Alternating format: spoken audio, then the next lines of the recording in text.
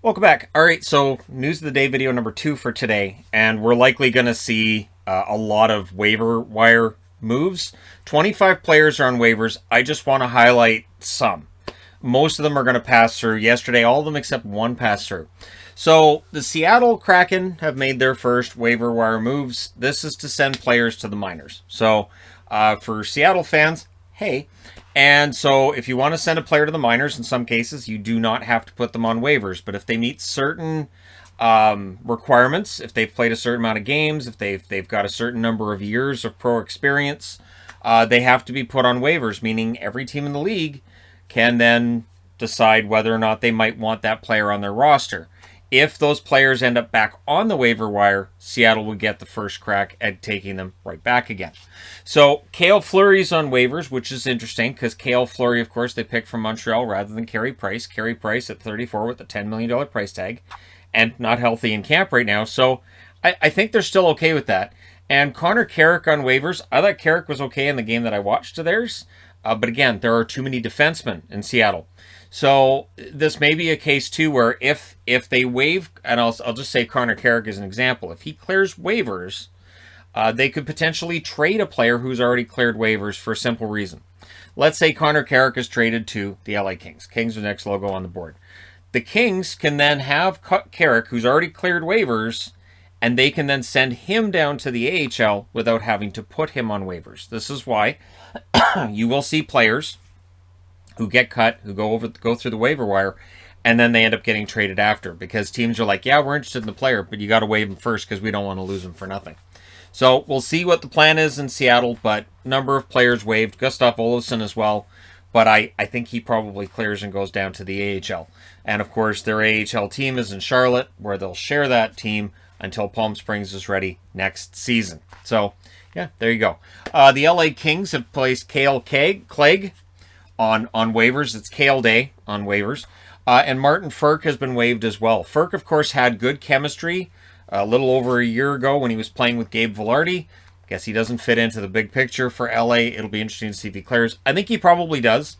At this point in time, he could be considered a project more than a prospect. He probably clears.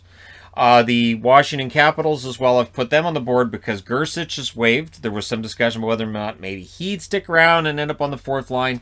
And McElrath has been waived. Now remember, McElrath was suspended, so if he's not playing, if he's not on the roster for the regular season to serve that suspension, it just stays there until he does get called up to the NHL and serves out that suspension. Or maybe they waive him, he clears waivers, they keep him on the roster, so he's technically served that suspension and then send him down. Either way, he's on waivers now. Other Washington news, Backstrom's not skating yet. There's been some debate about whether or not he's going to be ready for the start of the season.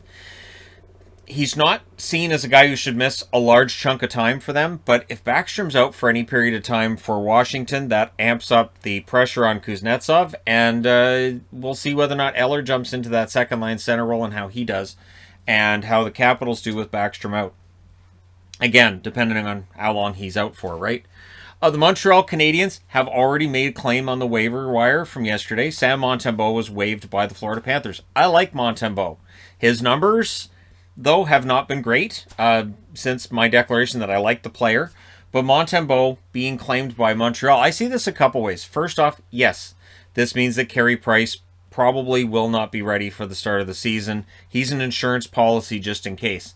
This also means that Caden Primo would go down to the AHL, and you'd have Montembeault as the backup for Jake Allen in the case that, Price isn't back for however long, right? So it's interesting because before Seattle makes their picks, they come out and they said, nope, Price is going to be out for quite a while. And then after Seattle made their picks, Montreal kind of went, hey, he should be ready for the preseason. He should be ready for training camp. And now here we are. We're through training camp. We're halfway through the preseason. And now they're picking up a goalie on waivers. I'm kind of interested to see whether or not Edmonton ends up picking up a goalie on waivers because they need a number 3. But we'll see how that works out, unless they trust Skinner to be that number 3 for them, right? And of course, for Montreal fans, they want Cale Fleury back. When Seattle took Cale Fleury, there were some that weren't all that happy about it. Of course, for Hayden Fleury, it's got to be bittersweet here because if Cale does get claimed, and I would think he does, he's still young, there's still some upside there.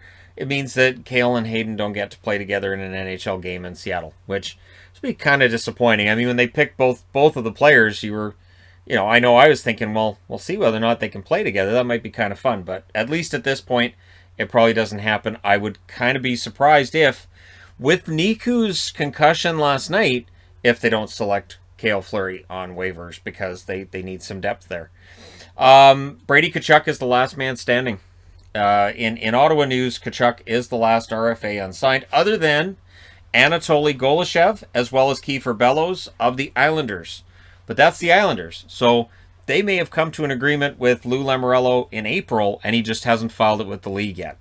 Wouldn't necessarily surprise me. I assume that those contracts are probably, propping up a leg on a chair somewhere, and he goes, oh, I forgot to file those with the league. Here you go. So I have every expectation that both Golishev and Bellows will be signed for the season. Could be a big year for Bellows if he, gets into the lineup. But this is where it gets tough for the guys who haven't been in training camp and haven't played in the preseason. They haven't got themselves up to speed. You can end up losing a job there. Tkachuk, not so much. Tkachuk, of course, seen as the captain, and he thinks there's some money involved with that. Last night on TSN, the dollar amount that Mike Johnson was putting on it was $8.4 million is what he thinks the cap hit should be for Tkachuk. We'll see if it comes in under that. And apparently Tkachuk's ask is higher than that. So we'll see. But again, Tkachuk is looking at it from a point of view of they're going to expect goals from me, points from me, and I'm going to be the captain. There's a lot of extra stuff that I'm expected to do, so that's worth my money. DJ Smith has said that tonight's game will decide the fate of some of the players that are on the bubble. This is why preseason, while I don't review everything, preseason is really important to these players. There are definitely players who earn roster spots because of how things go through training camp and the preseason. And it was something we missed last year. We didn't have the preseason, so the first week of the NHL season was some really sloppy games in there. But yeah, so we'll see how things go for the Sens tonight and who ends up winning themselves the job. Pinto needs to be the second line center. Just saying. So yeah, the Sens have some roster decisions to make. A lot of teams do. And I would think that once we reach Monday, we're going to see a lot of names on that waiver wire that are going to be a little bit bigger than the names that are there now, which is part of the reason why you waive some of the guys now. Because let's say Cale Fleury, I'll come back to that example. It's possible that Ron Francis looks at, all the training camps and all the preseasons and says, I want to sneak Cale Fleury through early in waivers because if I try to waive him a week from now, he won't clear. So there are players who get waived early because later on, teams are more likely to make a claim based on how their roster looks. So the earlier you waive guys to send them down, the better. So we'll see how it goes. Early action today, Sharon Govich, who I think is due for a big year. I really like the player. He had the game winner today for the New Jersey Devils. And yeah, we'll see how things go for him and for the Devils. The Devils have had a good preseason. It is a completely different beast than the regular season, but it doesn't make it any less interesting or entertaining. So we'll see how it goes. Let me know your thoughts in the comment section below as always. Does Cale Fleury end up back with Montreal, or does Marc Bergevin say, I can probably find a better defenseman on waivers later on in the preseason? Let me know your thoughts. Hit like and subscribe if you're browsing your way through. You just happened upon this video. Thank you guys so much for watching, for all your support. I will talk to you again soon.